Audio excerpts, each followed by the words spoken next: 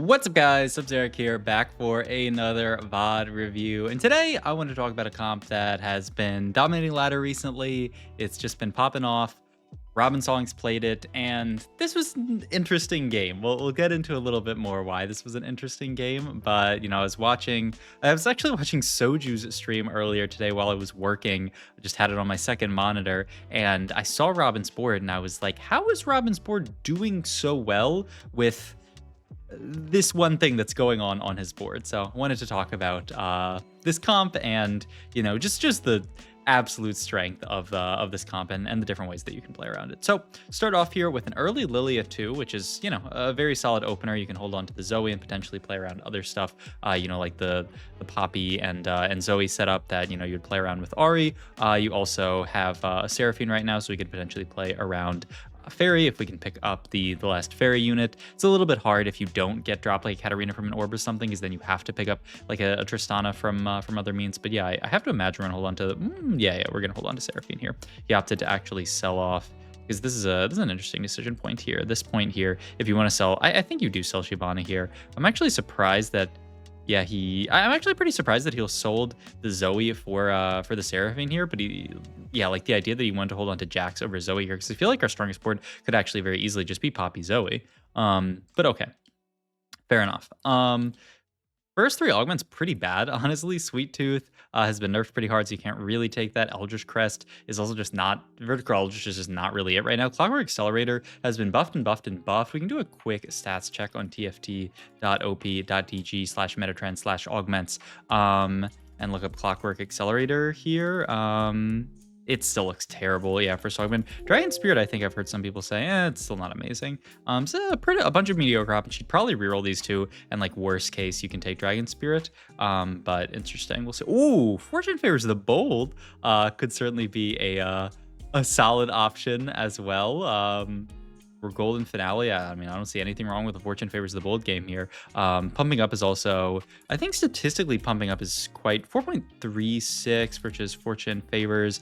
I mean, has bad stats, but I think like the higher elo you go, the better it is. But actually, this is kind of an interesting take. But I think it makes a lot of sense. Fortune Favors the Bold not being taken and taking Pumping Up instead. I like the call. I think Pumping Up is really, really solid as far as augments go. This does, especially with this Glinsu Slam, kind of lock you into playing for Callista this game. There's no way that we're going to play anything okay, not 100%. You can play Rise from this spot for sure. The most straightforward line is certainly to play Callista from here, but it's basically Callista or Rise from this position, I would say.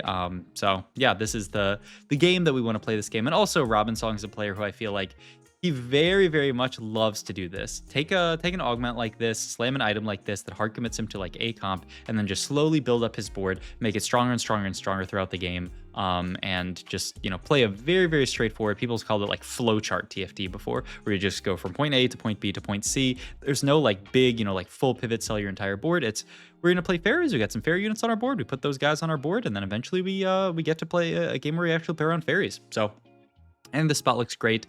I think there's also, for some reason, I think some people have the idea that, you don't want to play fairies if you don't have like a fairy +1, but fairies are fantastic even without any kind of +1. The board that we will get to this game, we can talk about it a bit, but the fairy board is completely solid, completely stable. Also, I'm going to prepare you guys. Okay, that actually didn't happen. I was just going to pull up OBS to make sure I hadn't accidentally turned off the recording, because sometimes I accidentally do that. But the fairy board is perfectly fine without +1. All right, so we have Glove open here. There's LW or IE that are your potential slams out of Glove. I'm interested to see what, I think I like the LW better. We can actually do a quick like stats check, like an Explorer stats check on this, just with the idea of Callista and then 5 Fairy. We could do tier 2+, I guess, in case you get other stuff, and then look at items. Because I think a lot of people used to be really into the idea of something like an Infinity Edge on Callista. But yeah, I think the statistics really prefer Last Whisper. Statistics really prefer a second Quinsu's even as well. I mean, you're always probably putting the Fairy Queen's Crown on her. So yeah, stats really like these. Yeah, LW like much better than Infinity Edge. Red buff solid. Deathblade not amazing. Renan's pretty decent. So yeah, good to get an idea for what actually is pretty solid on this Kalista unit. So makes sense for the last Whisper take from Robin. Also guarantees you, I mean, that armor shred, which it is always nice to pick up shred and heal cut. Those two things you can almost never feel bad about taking. Okay, interesting decision point here. Do you want to level, or do you want to just live with the fact that you lost that fight? Looks like Robin is going to go for the level. The idea is that we can still make 10 gold here, right? So it's not really the end of the world if we lose this fight. We also have this Katarina that we can hold on to, who's a slightly better unit, and we just fit Rumble onto the board. We actually have 2 heal cut units, which is kind of funny. So we have so much heal cut onto this board. Yeah, have to sell off the Nico there to make gold. In this round, we certainly have to sell some other stuff, potentially to make gold. Ooh, this is a little tough here, because we would really like to make 20, but it's... Yeah, we might have to just sell Katarina here. And yeah, he does make the call to sell Katarina. I think this is a perfect call from Robin here. The possibility of playing 5 Faerie this early is very, very far off. So the Katarina is really not doing that much, and making 20 is huge. So smart stuff from Robin here to make 20, sell the Katarina. Even though we want her on the board late game, it's just, it's way, way, way too much econ to lose. Now, the only thing is we'd prefer to lose this fight. Oh my God, that was close. I was going to say, Robin, I think maybe should have done a little bit more scouting to make sure that we lose that fight, because his board's not that weak, but he really wants to lose that fight. Like, you can consider full opening there just to keep your 3-loss streak, just because you're already pretty healthy. Losing that last fight is a decent amount of econ that it generates you, especially if we continue to lose. So we'll see. Chain Vest, really, really nice towards frontline items. We'd love some amount of gold here, because yeah, you can't really sell this Trist pair. This Trist pair is going to be our entire early game, and boom, there's the Trist too. So we feel good about the fact that we didn't sell a Trist there. But yeah, the spots, I don't know. We'll see. He might actually... Ooh, okay, yeah. I like this as well. The idea that, once again, we're not playing around Katarina. Our level up is very likely to be the Thomas Kench. And so, like, why hold on to this Katarina and, yeah, have it penalize our econ here? We're just going to have this be our board. The next level, probably play Tom Kench and be fine with that. And our board actually looks pretty good now with the Trist, too. We spiked really, really hard. So 3 loss into potential win streak here, depending on what our augment is here. Ooh, I mean, Support Golem is just... From the start to the end of the set has been a broken augment. You could maybe think about raiding gold, because we are a little bit poor in this spot, but I think Support Golem's too good to pass up here. So I think you are just going to yank that, but we'll see. Raiding gold would have been fine if we didn't have Support Golem, but yeah, I think it's too easy to take that. Get a full Zephyr, which is nice. Ooh, interested to see here. Robin's almost looking like he's not going to level here. I think I would just level, just because we actually can potentially play for streak here, but it's expensive, right? We are quite broke here. So yeah, he's going to go for the no level here and hope that maybe we can win this fight without leveling. But as you can see, Robin's going to put together his board. This is a pretty standard version of the board. You play a lot around 5 Faerie. 5 Faerie is just so strong now, giving the crown and the armor, the crown for Callista and then the armor for Rakan. It's just so solid. Hecarim obviously fits very, very nicely onto the board. And then as far as your last unit, some people play Jax. Robin's putting this Jax version in. There's also like an Akali version. You can fit Akali. If you're duo carrying Katarina, then you oftentimes want to play Akali so that you get so that you get Warrior in, and this can end up being the ideal is that this becomes Bard, and then you can end up replacing Tristana for a Melio, and then you get that Scholar in. So like Kali Bard Melio, I think, is another really, really solid cap in this comp, especially when you're playing around Katarina, like I said. But yeah, I mean, Robin playing for this comp, honestly, after thinking about this a little bit more, the no level here is actually so smart for Robin, because we are very, very broke, right? Like if we actually level there, we're going to be broke for a very long time. And also our board is quite strong. Now the question is, do you want to level like this round? It's still a little bit, it's a lot of gold to level here, but our board is quite strong. But that not level last round was genius, because we still won the fight, but we didn't have to spend all that gold on leveling. We can potentially level at 3-5, which is going to be his idea. And once again, we're fighting a board that's, I mean, they do have a 2-star Cassiopeia, but yeah, we're going to win this fight without leveling as well. So Robin really, really good at like figuring out what his board strength was here. I think he just gained so much econ by not leveling there. We have Sword open here, which is going to end up being a Katarina item ideally. Ugh, I don't really know what we're looking for here. Is there, I mean, a frying pan? I'm interested. Well, I guess I'm interested to see where this frying pan goes, because yeah, I believe the idea, I haven't actually done it myself, but I believe you can reforge frying pan into spat. That's what this Dorowaza guy keeps telling me, is that you can reforge frying pan into spat. So I guess that would be the idea, is reforge frying pan into spat, and then you can make Faerie +1, which actually sounds pretty nice.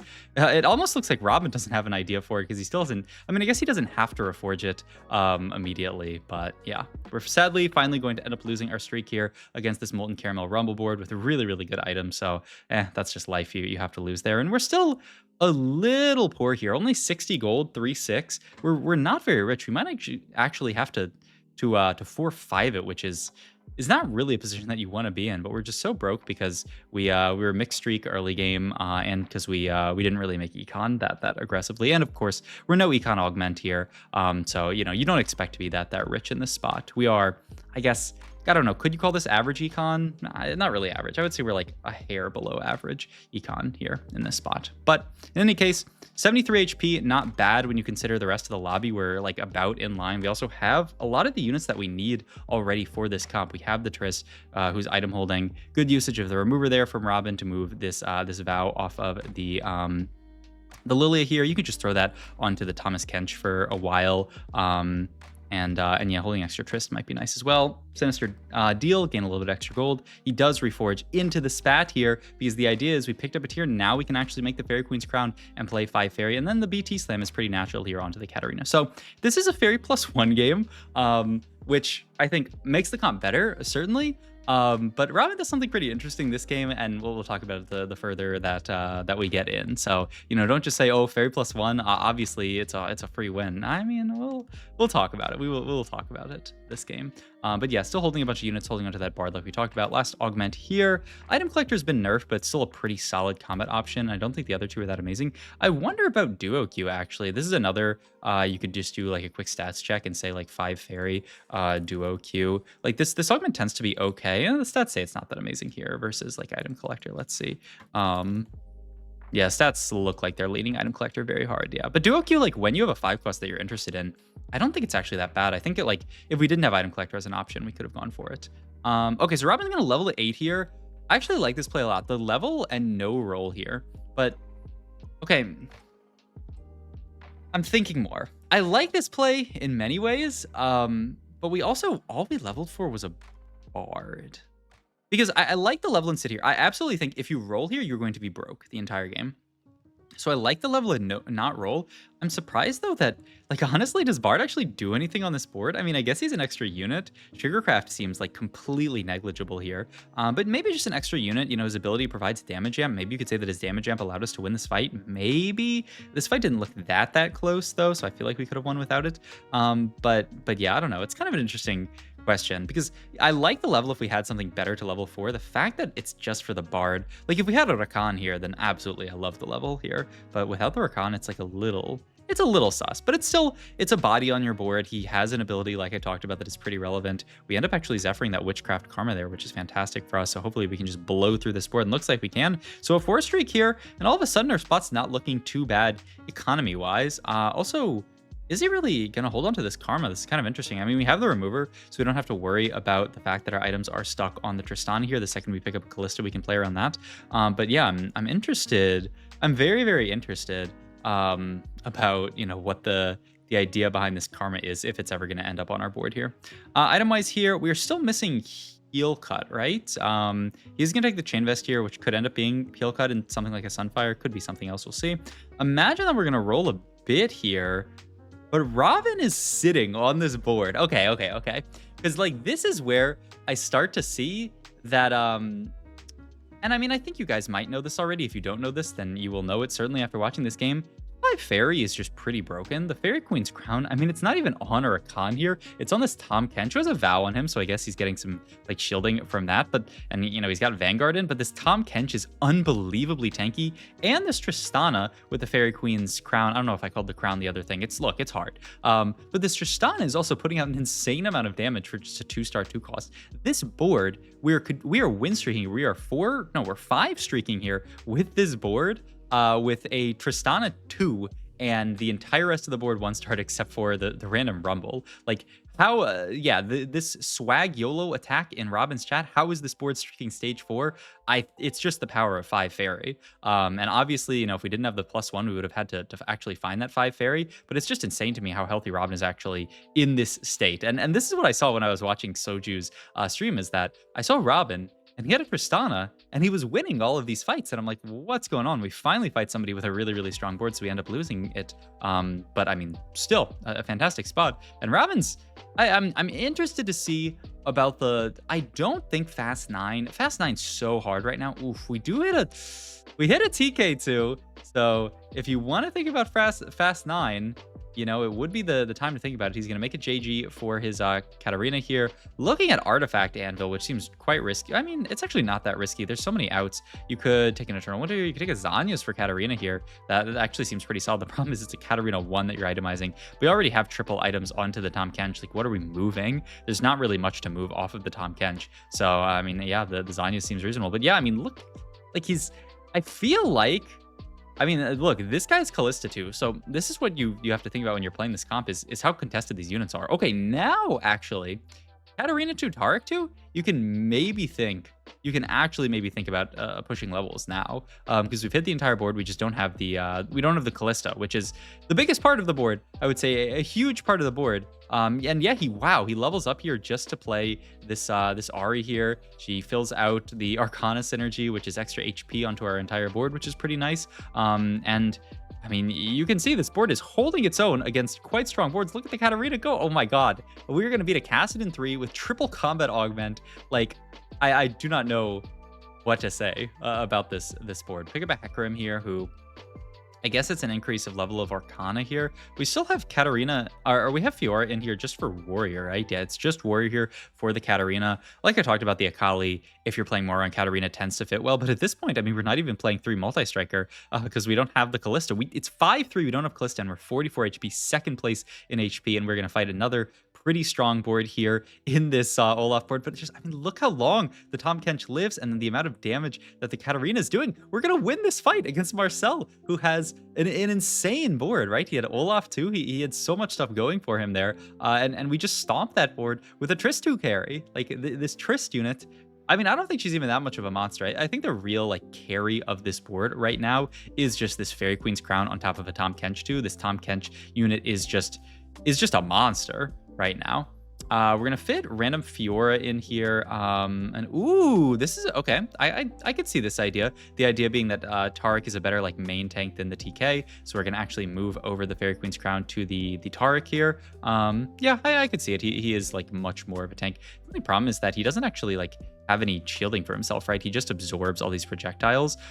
So I almost like I don't actually kind of like it as much as having the Fairy Queen's Crown onto, or the armor onto the TK. But oh my god, we're gonna win this fight as well. 12k damage from the Trist. There is finally a Rakan here, but I mean, at this point, it's kind of hard to actually like, we can't really move items over to the Rakan. We can certainly, like, play it over random Seraphine. I would certainly think, yeah, this is going to come onto the board. And we are one off of the 7 Fairy, but we still do not have it. It is 5-6. We're about to go into stage 6, and we have not hit a single Callista this game. And we're stable, 44 HP. We're first place in HP. We're fighting this guy who has a Rakan 2. I have to imagine that we're going to lose to this board finally. And yeah, the only thing that can beat a Fairy is another Fairy board, which is just, I mean, yeah, this Fairy comp. I was playing in tournament over the weekend, and I was like, are you guys tired of seeing this comp yet? This comp is in my nightmares, man. I look stage 4 and I see somebody with a 2-star Rakan and a 2-star Callista, and I actually just, I have nightmares of it, because, like, the board's so disgustingly stable. It's just, like, not okay.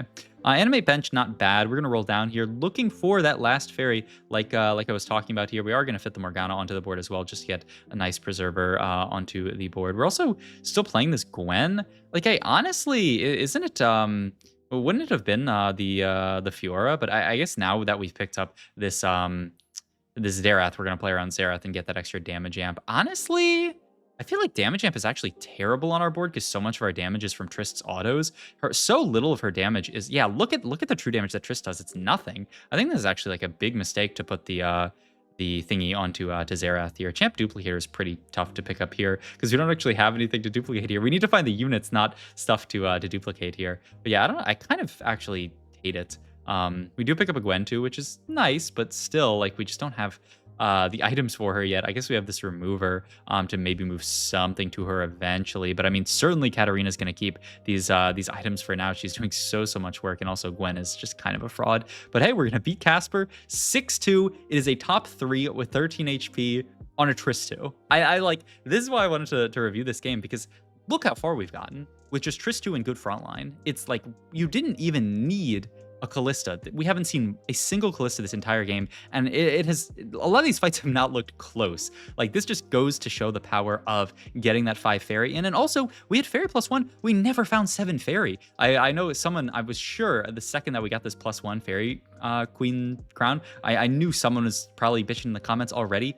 Ooh, this was a really close fight, honestly, as well. And it's a top 2 for Robin. But I knew someone is probably, had pre-typed a comment about, oh, another 7 Faerie game, GG's. But he never even hit 7 Faerie. He was 5 Faerie the entire game. He just had good frontline with a Faerie Queen's armor on it, a Triss 2, and it's a second. That is disgusting. And yeah, if you're not playing around 5 Faerie, do that every chance that you can. And sometimes it's going to be very contested, but sometimes, hey, it won't be. So go for it if you can. Hope you guys enjoyed this video. If you did, please like, comment, and subscribe. Check out my Twitch channel, my links down below. Thank you guys once again for watching, as always.